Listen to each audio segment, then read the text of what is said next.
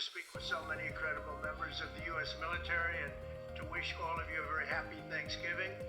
Before we begin, I want to express the anguish and the horror of our entire nation at the terrorist attack yesterday in our nation's capital, in which a savage monster gunned down two service members in the West Virginia National Guard who were deployed as part of the D.C. task force, which has done such an incredible job. I mean, until yesterday, we literally had no incidents for many months. It was the safest place imaginable, and this is a different kind of crime.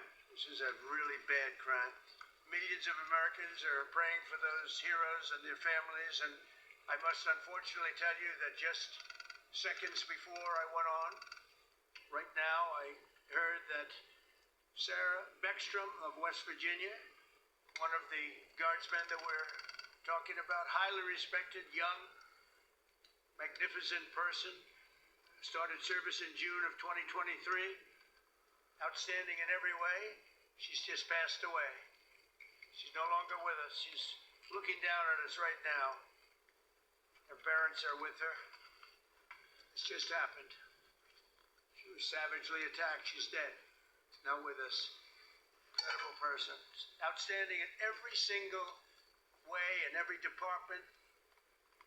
It's horrible. As you know, the other young man is fighting for his life. He's in very bad shape. He's fighting for his life, and hopefully we'll get better news with respect to him. And the monster that did this is also in serious condition. But we won't even talk about him. As you may know, DHS has confirmed that the suspect is an Afghan national, flown here by the previous administration, who was such a bad administration. And I have a picture of a plane. This is what it looked like when they came in. It was total bedlam. Do you remember that period of time? Total bedlam. People crammed onto the plane. And the toughest, meanest, most capable physically got on the plane. Not the people that we were looking for or that they wanted to bring in. Here's a picture for you. Just take a look at that plane. Standing on top of each other, sitting on top of each other. This is what we had under the Biden administration. That whole thing should have never, ever happened. They should have left from a different base. They should have left from Bagram, as you know, and it would have been a much different story. But they didn't do that, and this was just a rout, just a terrible situation. This heinous atrocity reminds us that we have no greater national security priority than ensuring that we have full control over the people that enter and remain in our country. For the most part, we don't want them.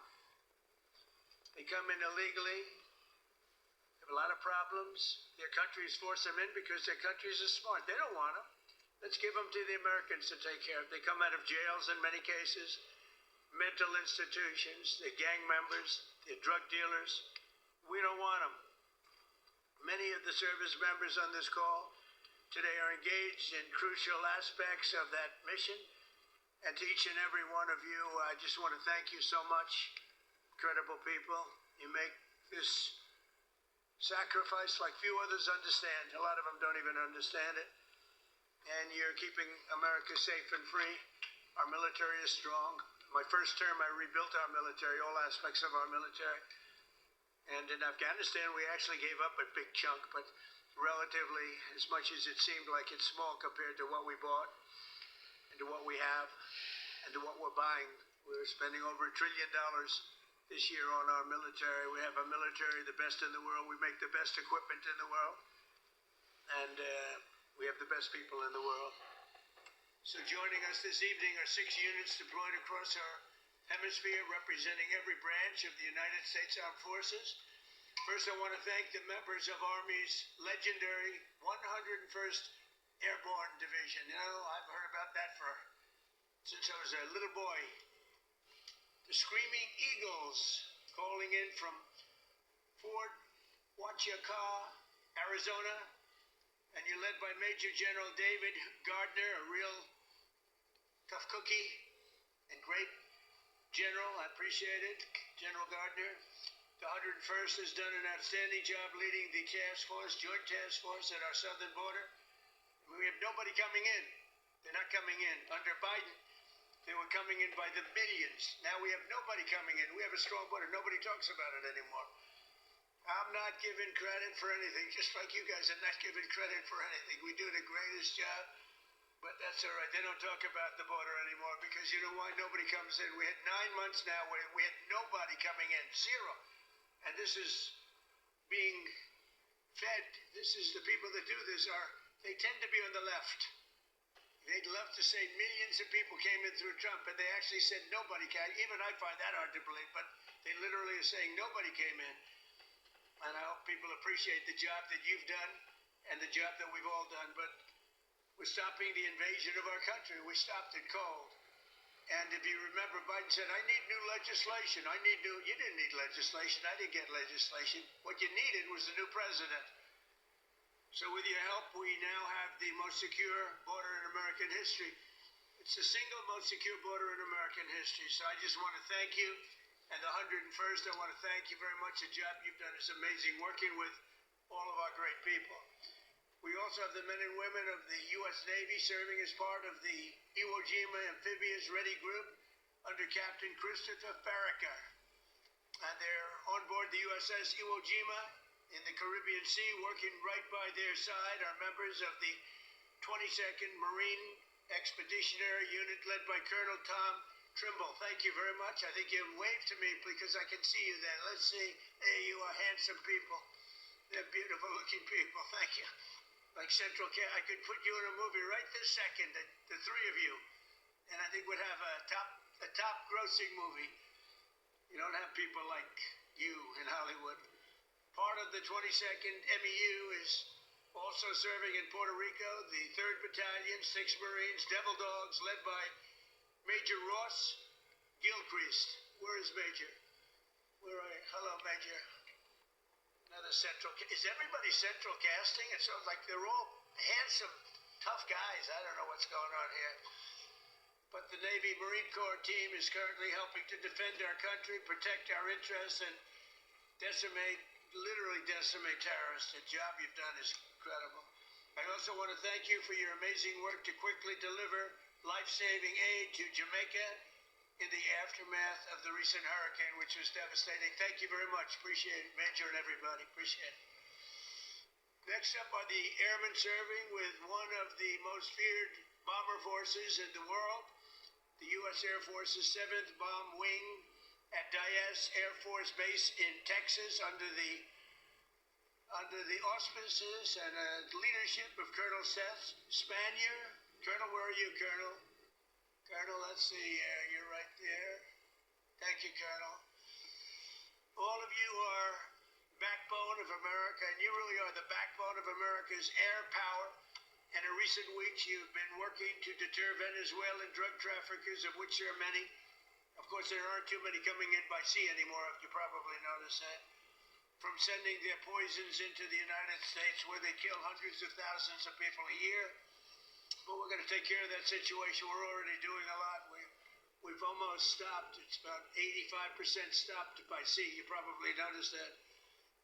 People aren't wanting to be delivering by sea. And we'll be starting to stop them by land also. The land is easier. But that's going to start very soon. We warn them, stop sending poison to our country. We also have the 18th Space Defense Squadron at Vandenberg Space Force Base in California, headed by Captain Ryan Weber. Captain, where are you, Captain? Thank you very much, Captain. Great job. Every day you maintain American dominance on the high frontier. You're the guardians of one of the most important domains we have to protect, and you make us very, very proud of the job you do, Captain. Thank you. Finally, we have the great men of the Coast Guard, and I have to tell you, there are a lot of women in the Coast Guard now, too. We're happy about that. United States Coast Guard, aboard the Coast Guard. We are benefiting like they used to benefit against us, but we're benefiting even more. So I just want to thank everybody for making all of this possible. Without you, well, we don't have any defense, and boy, do we have defense.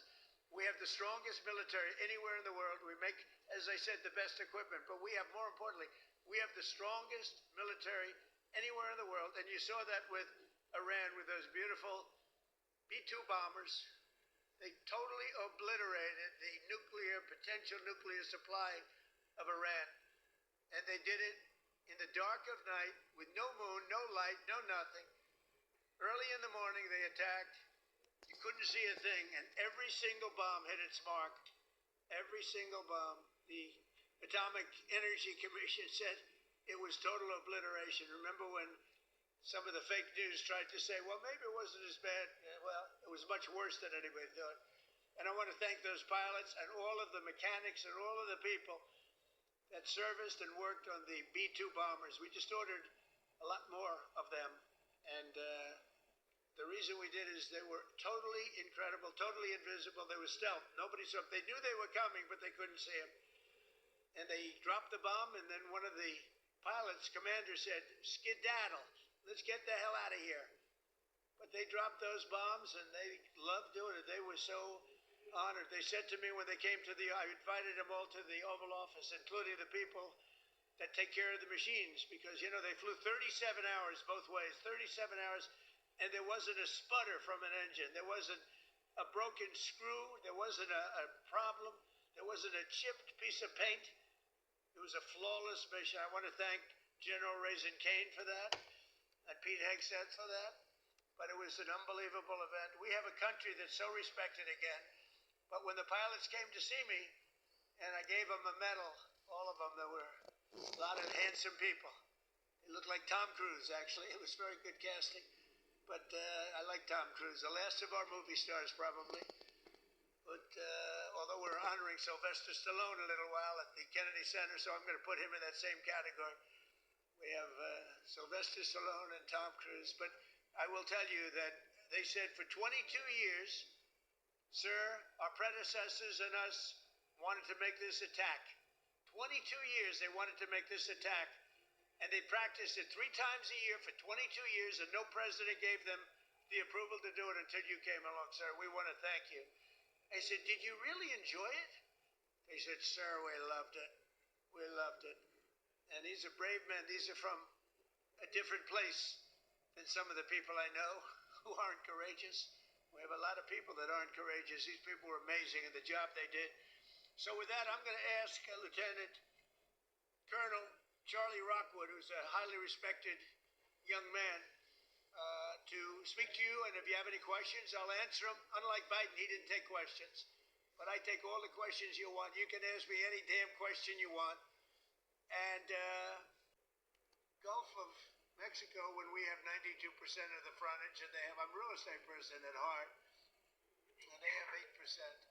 And I made that change. It was amazing. It took literally a matter of hours, and it was done. And nobody even, very rarely did they complain. We beat AP, Associated Press, very badly in a lawsuit. You know, they tried to get it stopped because they're not good Americans. I mean, who would want that stopped? But we beat them, as you saw, we beat them very badly in a lawsuit. But other than that, I mean, we had no complaints, and everybody's happy with it except Mexico. I wouldn't say they're thrilled, but they'll get over it. But we now have the Gulf of America, David. The Gulf of, isn't that great? And I'm very proud of it every time I see it. And now it's spoken of routinely. I saw it before. There was some event taking place down by Louisiana, and they said, we're here at the Gulf of America, and they're just talking about it like routinely now. They're not saying like Gulf of America and smiling. It's just routine. It's called now the Gulf of America. So I'm actually very glad you brought it up. That's another one of our many achievements. So thank you very much. Appreciate it. Yes, sir. Thank you, Mr. President. Great job. Please. Sir, before we go on, do you have any questions for the President?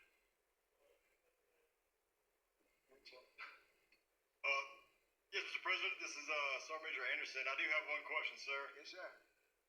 If you were to place a wager between the Army and Navy football game, who would you put your money on, sir?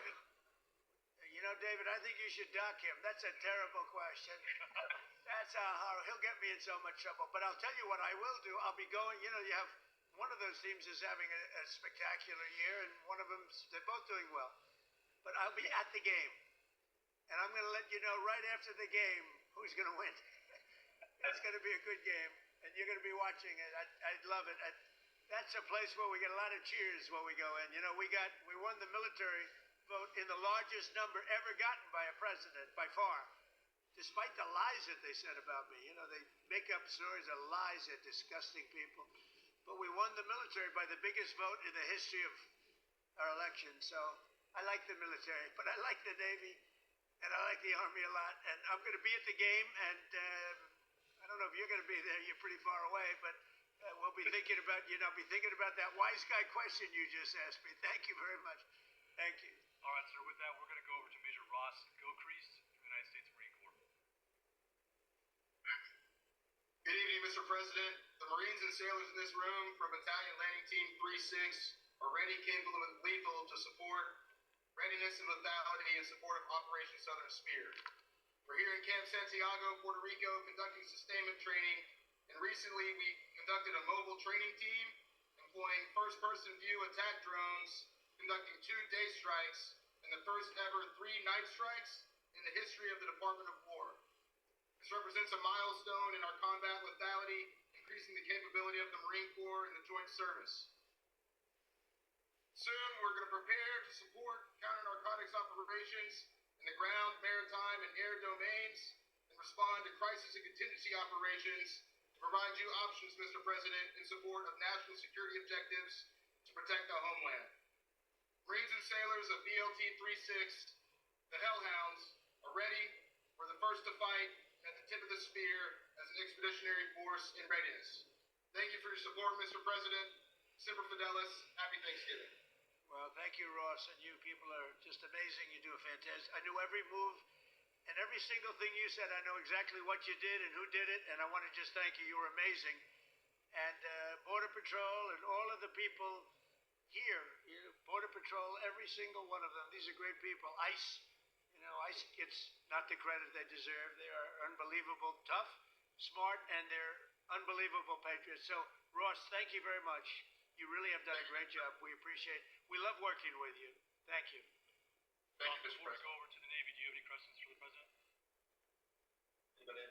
Good afternoon, sir. The only proper response to the Colonel from Fort Huachuca is "Go Navy, beat Army." Okay, I got to remember that. Thank you very much. They're going to have a great Sir. game. Thank you very much. All right, sir. With Yes, that, sir. we're going to move over to Captain Chris Farraker from the United States Navy. Yes, sir. Sir, on board here, Iwo Jima, proud commander of the Iwo Jima Amphibious Readiness Group, along with the 22nd VU Expeditionary. You already met my one brother from Central Casting, Colonel Tom Tremble, and my other brother is Colonel Rick Shooter Haley. Behind me is a few of the men and women who comprise the 10,000 sailors and Marines of our Iwo ARC team, who are currently conducting maritime patrols against narcos in the Caribbean in defense of the homeland. Yes, sir. As you know, that we have also, besides the missions that you know about, sir, we also reinforced the embassy in Haiti. We're getting engaged on a routine basis, both receiving fire from some of those gang members and returning fire, defending that embassy. We've also opened up operations down here in the south, conducting expeditionary advanced base operations at Roosevelt Roads, where Major Ross Gilcrease and the team are currently training. We've also done, as you mentioned, Mr. President, humanitarian support to Jamaica. We're proud to be part of this Navy Marine Corps team and being part of the defense of the homeland, sir. Thank you. Thank you very much. And really great job. Would anybody... Sir, let's take more. Yes, go ahead, please. The First Lady came down to North Carolina last week and visited the Marines and Sailors, Camp Lejeune, and my wife and my daughter and my 2 sons were able to meet the First Lady and get a picture with her. She was truly gracious, and we really appreciate the time that she spent with the Marines and Sailors. That meant a whole lot to a whole lot of people down in North Carolina, sir. Thank you very much. And she had enjoyed it, and she mentioned that, meeting your family. And she said those people are in good shape. They're in very good shape. I don't know if she's referring to me when she says that, because I don't know. That could be a little slight. But she was very impressed with everything she saw. Thank you very much. Sir, before we go to the Navy, Captain Farraker, do you guys have any questions for the President? I do have one selfish one, sir. My daughter's 9th birthday is here in a few days. So I was wondering if I could get a happy birthday cake, Catherine, from you, sir. And her first name is? Catherine, sir. Well, Catherine, you have a father who's a great hero and a great man and highly respected. Happy birthday and take good care of him. Thanks, sir. Appreciate it. Say hello to her. Anybody back there have a question? I think that's it from us here, sir. Again, appreciate your time and happy Thanksgiving to you and your Happy family. Thanksgiving, sir. Thank you all very much. Great. Have a great Thanksgiving. Thank you.